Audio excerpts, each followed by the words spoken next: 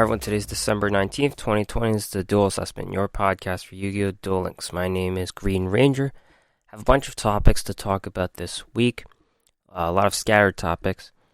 Esports, there's a new development in esports, and that directly has to do with Axel Brodie's duel skill. So that has really shook up the meta. We have not really a new meta, but it's a new deck, an old deck refined for the new meta. That's come into place. We'll go back to Axel Brodie's duel skills, which we did not discuss last time. Of course, one of them has made a huge impact. A few new events this week. We have the first appearance of Kite Tenjo. It's not an acquisition event by any means, but a roaming duelist event, so the cards are not guaranteed. So we have two new cards there, one worth it, one not. Leo and Luna's Duel Carnival for the millionth time again. A new set of cards, 3 cards in a set. That makes it interesting, but whether they're good or not, we don't know. And also, new card from Tour Guide Bingo, and also Pick a Gift campaign.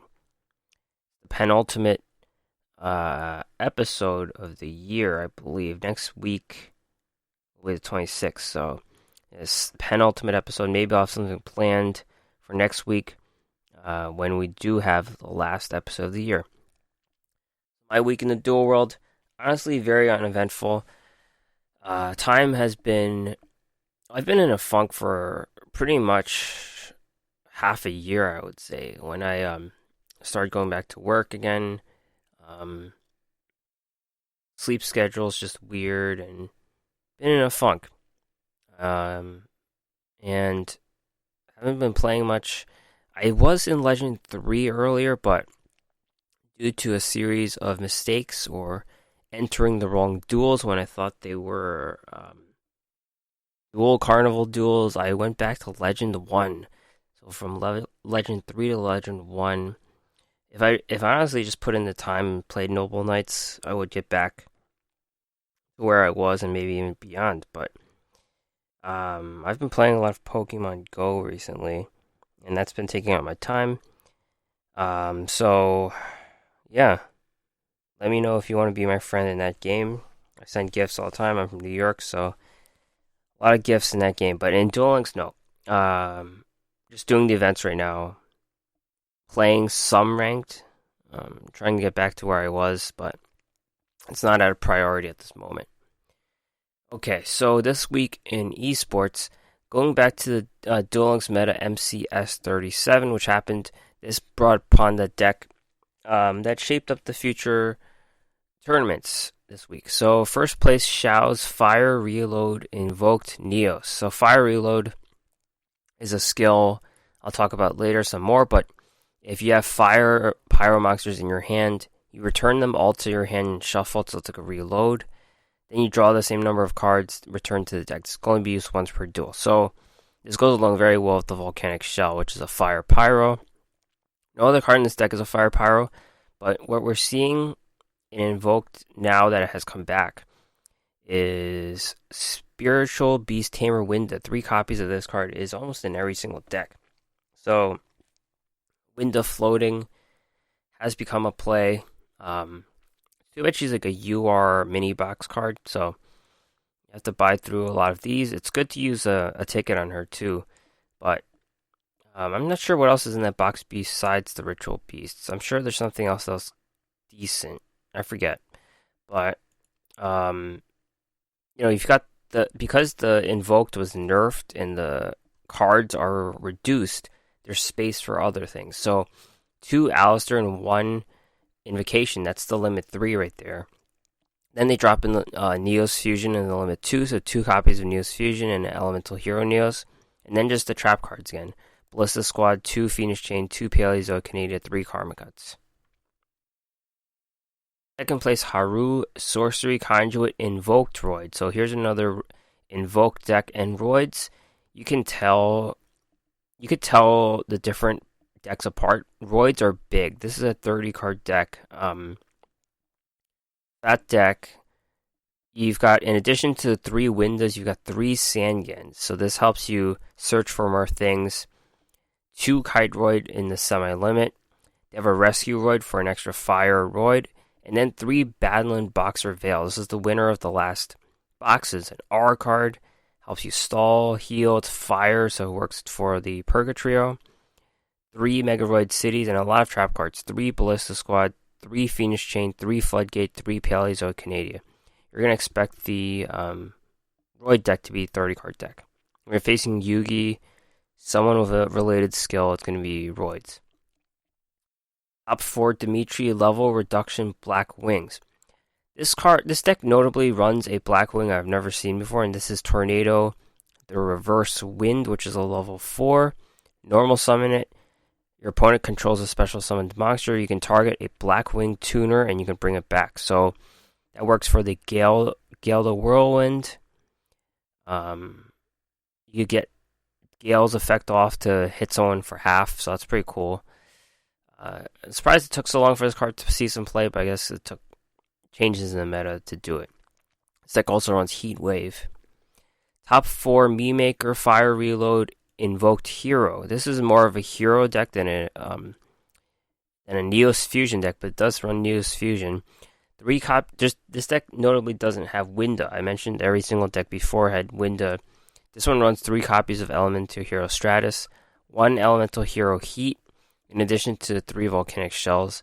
Hero Heat is interesting because he's also a Fire Pyro, so it works towards the Fire Reload, increases the consistency of that with the Volcanic Shells. And this deck also runs, like every Invoked deck, all those trap cards: Ballista Squad, 2 Phoenix Chain, 3 Karma Cuts, and 2 Ultimate Providence. So you see the top 4, there is no Desperado deck. Let's go to the Potato Cup number 6. First place, Saeed, See You Later, Lightsworn. Pure Lightsworn deck. 3 Chaos Dragon Levianeer, 1 Zephyros, 1 Glow Up Bulb, 3 Sphere Kuriboh, 3 Raiden, 3 Lumina, 1 Bacon Saver, 1 Minerva, 2 Charge of Light Brigade, 1 Monster Reincarnation, 1 Melody of Awakening Dragon, 3 Solar Recharge. Basically, this relies on the power of Chaos Dragon Levianeer. Multiple ways to bounce it back with See You Later skill, Zephyros the Elite, and Monster Reincarnation. Second place, Darwin, Invoked, Destiny Draw, Invoked Neos. So this is a very variegated deck. In terms of the monsters, it's 1 Alistair and 2 Invocation. So usually you see 2 Alistair, 1 Invocation. 3 Winda, 1 Keeper of Dragon Magic, 1 Sinister Serpent, 2 Volcanic Shells, and 1 Elemental Hero Neos. So less consistency on the Fire Reload here. They run Sinister Serpent, which is interesting because Invoked decks don't have any water attribute anymore, with Coccytus getting banned, which is interesting. So I don't really know why they run the Sinister Serpent. Top 4.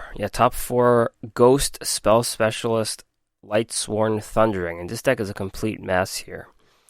You got Thunder Dragons, you've got Lightsworn, you've got Chaos Dragons, you've got tech cards. So let's just sort it out. Thunder Dragons, 3 Dragon Hawk, 2 Dragon Dark, 1 Dragon Duo, 2 Dragon Roar, Card of the Soul, I guess, is for it. Chaos cards, 3 Chaos Dragon Levianeer. Chaos Hunter doesn't count. 3 Raiden, 1 Raikou, 2 Charge of Light Brigade, 1 Solar Recharge, 1 Melody of Awakening Dragon. Monster Gate for milling. And then a lot of tech cards. 1 Chaos Hunter, 2 Artifact Lancia, 1 DD Crow, 2 Glow Up Bulb, 3 Sphere Kuribohs. Really messy deck. Top 4, Disconnected, Fire Reload, Invoked Neos. This is pretty much if you want to copy a Invoked Neos deck, this could be it. 2 Alistair, 1 Invocation, 3 Winda, 1 Keeper of Dragon Magic, 3 Volcanic Shell, 1 Neos, 1 Neos Fusion, 2 Phoenix Chain, 2 Floodgate, 2 Karma Cut, 2 Ultimate Providence. Alright, Duel Links Meta Weekly number 155. First place, Felipe, Balanced Weather Painters. This is a deck that I predicted would get better because it does rely on the rank 3 XC summons, and as long as we get more and more rank 3 XC summons, this deck isn't going anywhere. So, 3 Weather Painter Snow, 1 Sun, 3 Thunder, 1 Cloud, 2 Valhalla, 3 Snowy Canvas, 2 Cloudy Canvas, 2 Raigeki Break, 2 Rainbow Life, 2 Thundery Canvas, and 3 Hallowed Life Barrier. Second place, Ryu Zane, Master of Destiny Desperado. Desperado's back. Can it stand the tier list? We don't know for how long. This deck has a heavier machine focus, you notice here. Almost all the cards are machines besides Misjudge.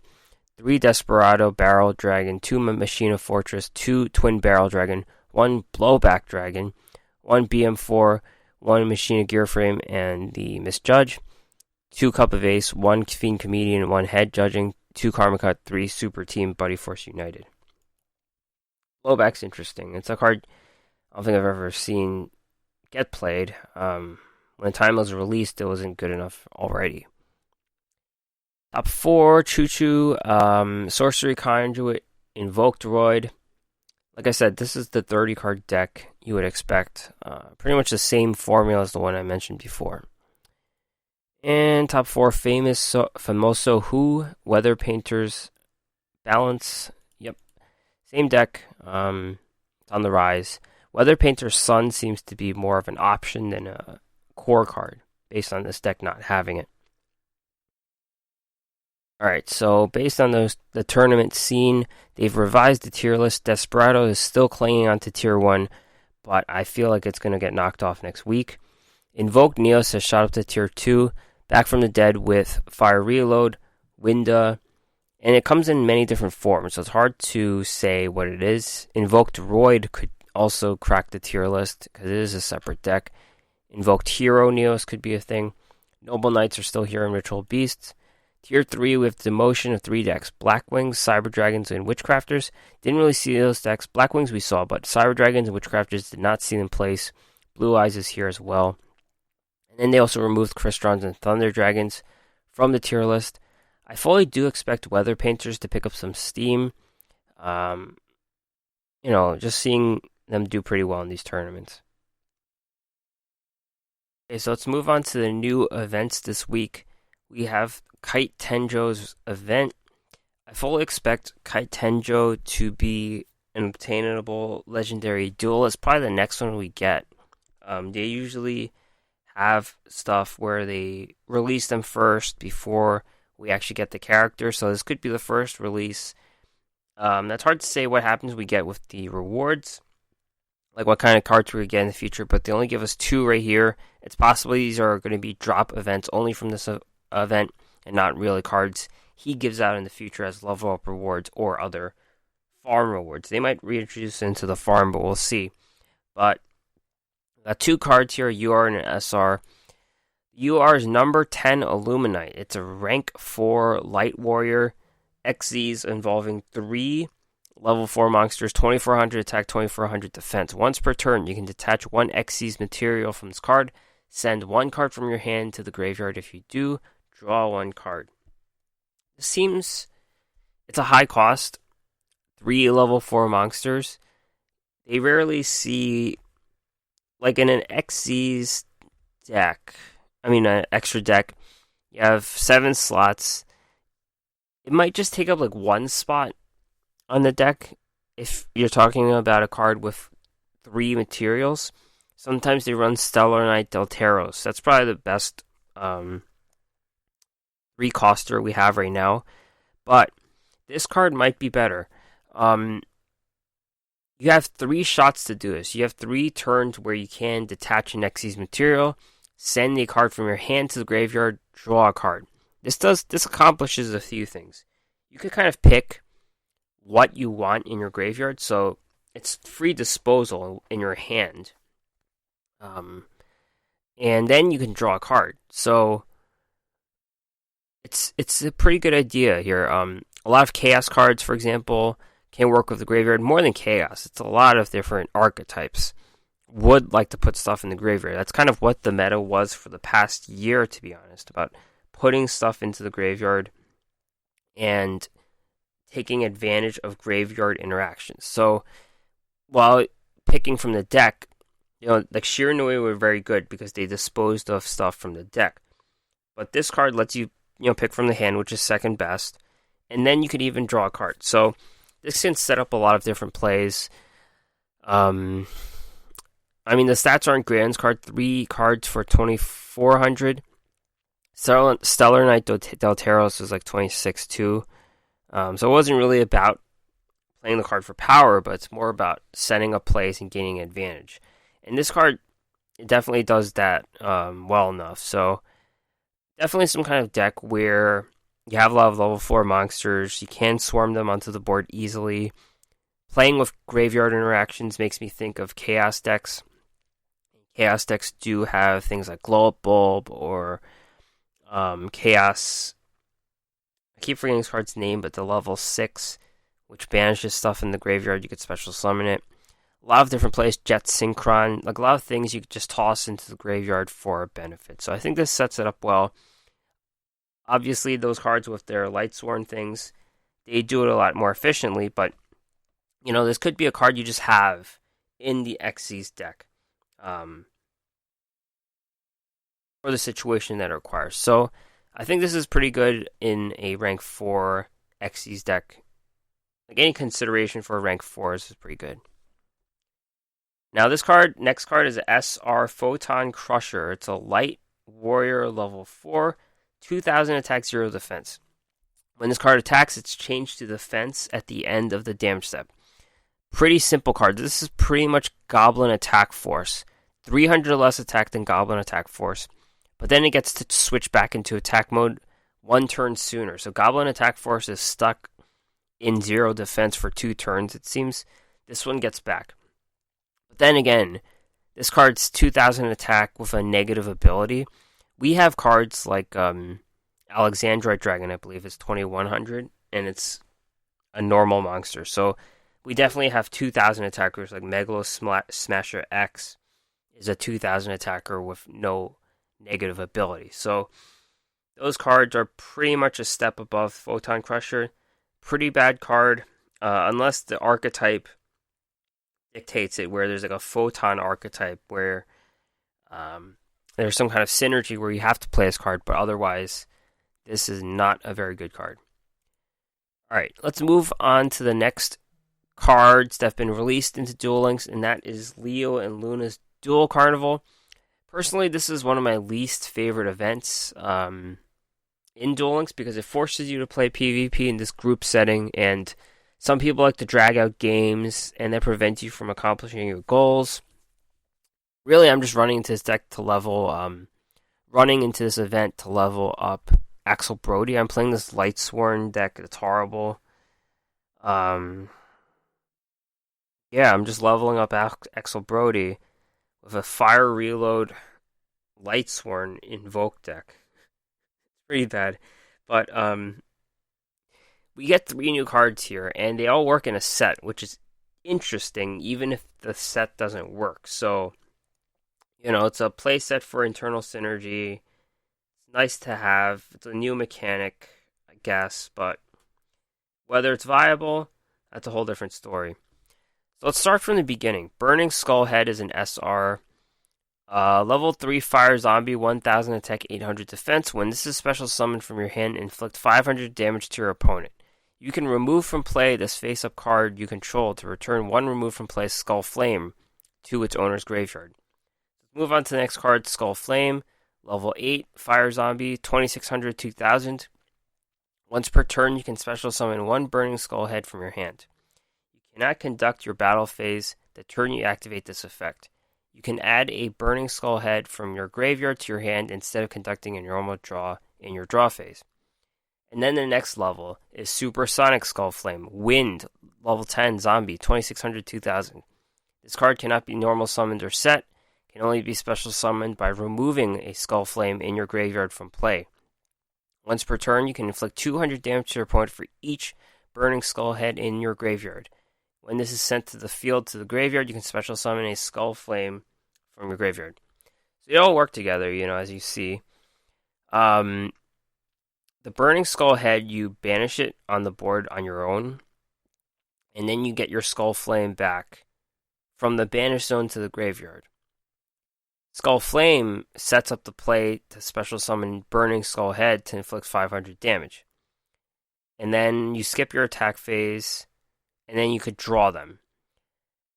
Supersonic Skull Flame, you remove the Skull Flame from the graveyard from play, so it has to be destroyed. And then you inflict 200 for each skull head in the graveyard. When this is destroyed, you special summon Skull Flame. So it's kind of like a cycle, right? The problem here is Skull Flame is a 2 tribute monster where kind of like you need that Skull Flame on the board to set up the rest of the plays, but at the same time, it's a 2 tribute summon. So, and in a lot of this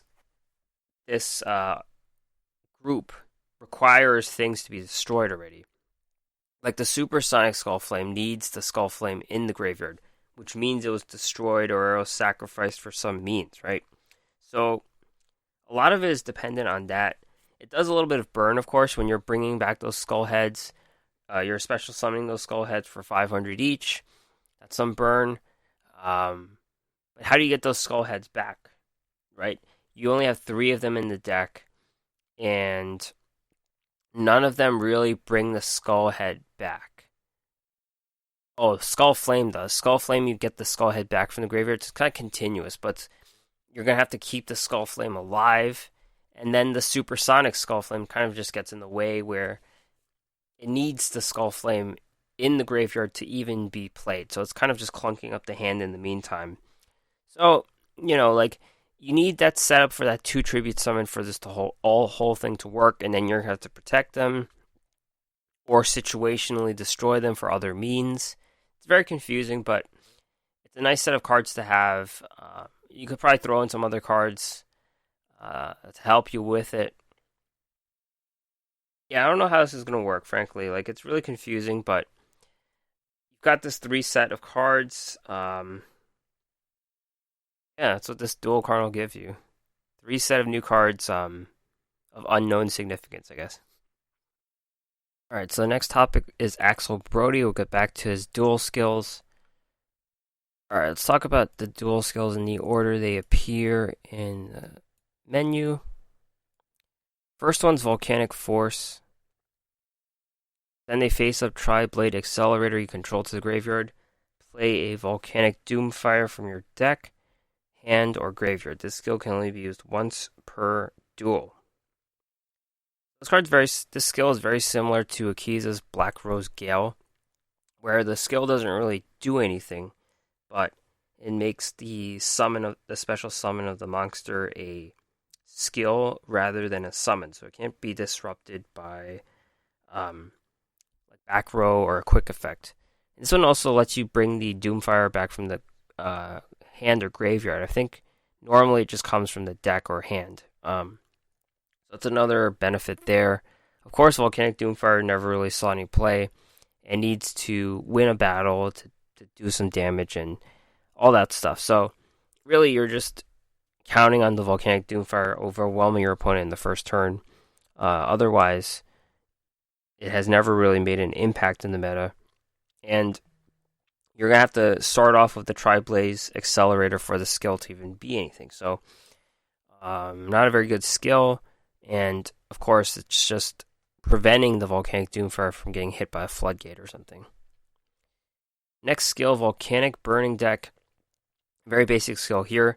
Beginning of the duel, add 2 Volcanic Shell, 1 Volcanic Doomfire, and a Blaze Accelerator and a Tri-Blaze Accelerator into your deck. And then you use the following effects once per duel. You can add, after you activated Blaze Accelerator, you can add a Tri-Blaze Accelerator from your deck to your hand, deck or graveyard to your hand. And you could also, after you activated Tri-Blaze Accelerator, add Volcanic Doomfire from your deck or graveyard to your hand.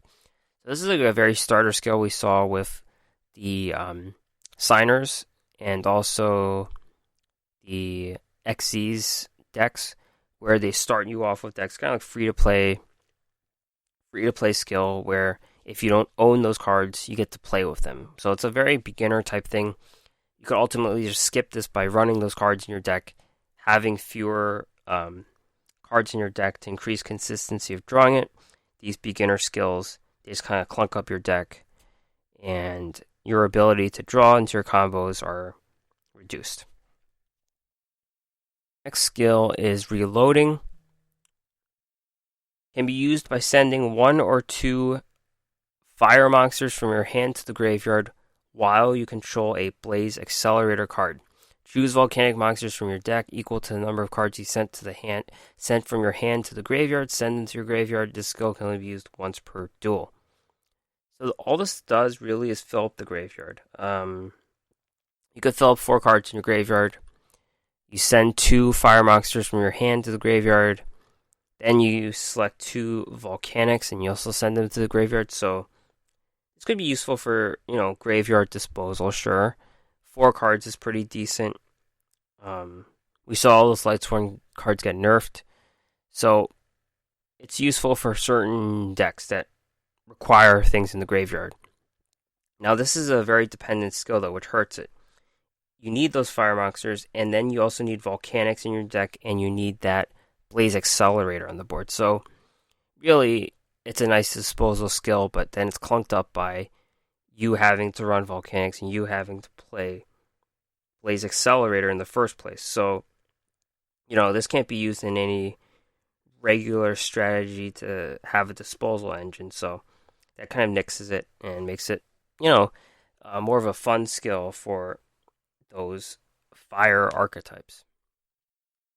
Next skill is called Maximum Firepower. Until the end of the next turn, until the end of the turn, 1 fire pyro monster you control gains 200 attack times the number of fire pyro monsters in your graveyard. The skill can only be used once per turn and twice per duel. This is only useful in fire pyro decks. None of that's meta at the time, but makes a monster stronger.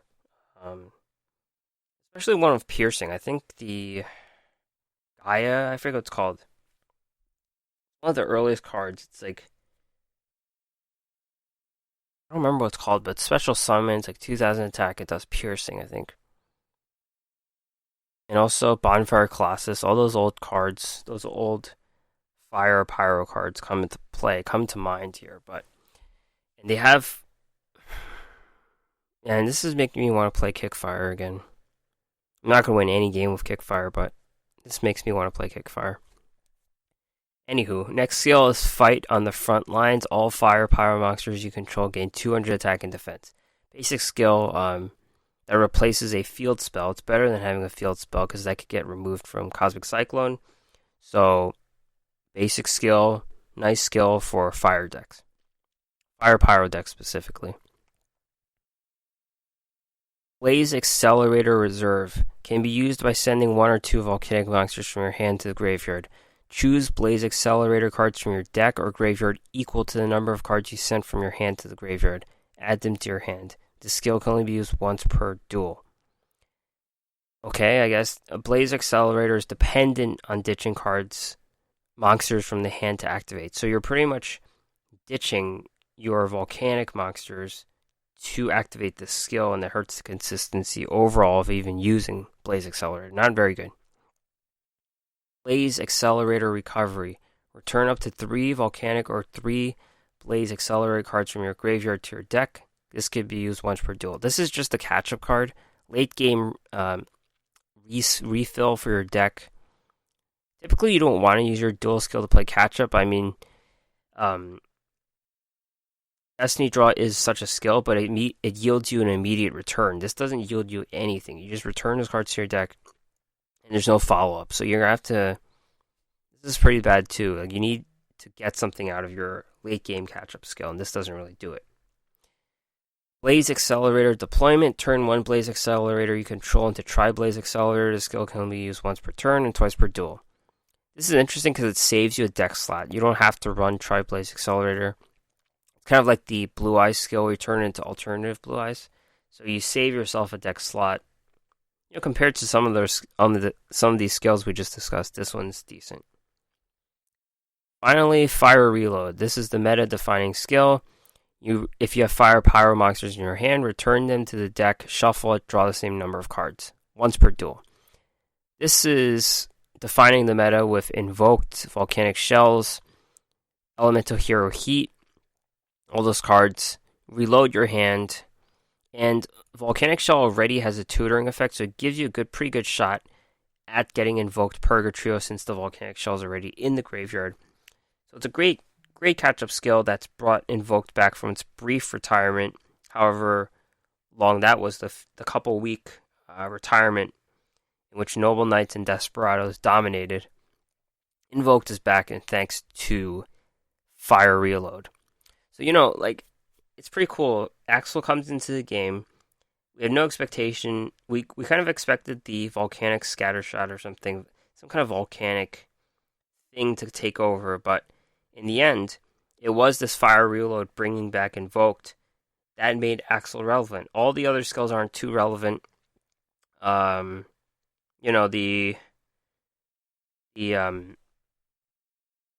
Blaze Accelerator stuff, I never really expected to do anything, but maybe there's some kind of Fire Pyro archetype down the line that's useful, and he'll come back into consideration for that. But really, it's all about the Fire Reload right now and Invoked. Okay, so we have two more new cards this week. One from Tour Guide Bingo. This one releases today, actually, and we get 2 copies of this card. I think one. We have 1 so far. I might get 2. This one is Baby Tiragon. It's a Earth Dragon rank 1, 3 level 1 monsters, 900 attack, 900 defense. During your main phase 1, you can detach 1 Xyz material from this card. Target 1 level 1 monster you control. It can attack your opponent directly. This card's hidden in a chest in the Duel world when you go pick up your free gems or whatever, but I guess it's a mascot in Zexal world somehow. But rank 1 Xyz summoning is very niche. You have to build a whole deck around it, because if you're just running level 1 monsters, you're not going to win a duel, right? So it has to be a specific special deck to even work for that, and you're going to try to swarm the board with level 1 monsters to get this monster off. And it's all going to be a combo. Like, that's the only way this deck is going to work. There's a card called Triangle Power where you could give your level 1 normal monsters 2,000 attack and defense. So that's kind of the goal here. You're trying to boost those level 1 monsters. There's probably countless combos that would work for this, but it's all going to be very clunky, and you're trying to get some kind of 1-turn kill off, because this card will allow that monster to attack directly. So you're trying to I guess this could work for multiple monsters, because you could detach 2 in the same turn and then give each monster a buff with the Triangle Power. So you could kind of buff 2 monsters and kill them with Triangle Powers. I guess that's kind of the play here, but very clunky. It's going to lose you a ton of games, but when it does succeed, it's going to be pretty cool and pretty exciting. The last card we get this week is from Pick a Gift campaign. Randomly pick these cards, and we get 1 copy of Toon Goblin Attack Force. More love for Toons. It's just like Goblin Attack Force, Warrior Earth, 4 stars, 2300 attack, 0 defense. It's considered a Toon type. Cannot attack the turn it is summoned. If Toon World is on the field, is destroyed, destroy this card. While you control Toon World and your opponent controls no Toon monsters, this card can attack your opponent directly. If it attacks, it's changed to defense at the end of the battle phase, and its battle position cannot be changed until the end phase of your next turn. Yeah, this card, pretty much the same as Goblin Attack Force, and as a Toon. It switches to defense for 2 turns, and then it hits for 2300. We have better Toon monsters that can ramp monsters onto the board, I believe. So if you look at the different Toon monsters in Duel Links, let's see what we got here. We have Blue Eyes Toon Dragon. That one doesn't special summon monsters, though. I think the Dark Magician one does. Toon Dark Magician. You can special summon a Toon monster from your deck, except for Dark Magician, so you could kind of just chain that onto the board. Toon Barrel Dragon. That's the Barrel Dragon effect, so I guess that doesn't count. the Dark Magician Girl, maybe? Toon Dark Magician Girl. I don't know, but overall, I guess you could consider it as a Toon monster into your deck, but I guess it works because you're just going for that one turn kill, and hitting 2300 is good enough if you have other monsters. So, yeah, well, you might as well include this in your Toon deck. But you do definitely want the consistency of those other better Toon monsters that do special summon monsters onto the board and get attacks off. This one could just be a secondary piece in that deck. Alright, so that is it. Upcoming news, late December, Duelist Chronicles 5Ds, Attack of the Dark Signers, new UR Majestic Red Dragon, new skill for Usain Jack, and then the Duel Links Mission Research, new SR card called Curse of Darkness. They have this whole 4-year anniversary thing going on for Duel Links. There's leaks of a new structure deck EX with the same Blue Eyes cards as we have normally, so I'm not really sure what that entails, but we'll learn more about that in the coming weeks. So that is it for the podcast. Thanks for listening. You can listen and subscribe anywhere you get your podcasts. Just search the Duel Assessment. All these notes are on the duelassessment.wordpress.com. Email me if anything at the duelassessment@gmail.com, or you can find me on Twitter, duel_assessment, or my own account at Green Rangers CCG. Alright, thanks for listening. I will talk to you next time.